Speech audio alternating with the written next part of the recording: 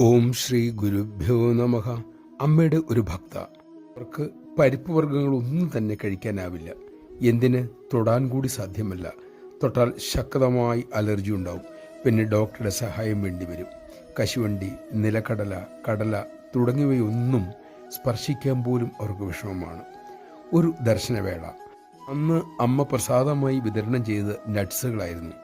സമീപം അലർജിക്കാരിയായ ഭക്തയുമുണ്ട്. അമ്മ കാരുണ്യപൂർവ്വം അവരെ നോക്കി. പിന്നെ ഒരുപടി നട്ട്സ് എടുത്ത് അവരുടെ നേർക്ക് നീട്ടി ഏതാനും നിമിഷം മാത്രം ധ്യാനഭാവത്തിലായി. എന്നിട്ടരളി, കഴിക്കുമോളെ. മറ്റൊരു വഴിയുമില്ലാത്തതുകൊണ്ട് അതവർ വാങ്ങി മുഴുവൻ കഴിക്കുകയും ചെയ്തു. യാതൊന്നും സംഭവിച്ചില്ല. നമഃശിവായ. സങ്കല്പശക്തിയാൽ അമ്മയ്ക്ക് എന്ത് തന്നെ ചെയ്യാനാകില്ല.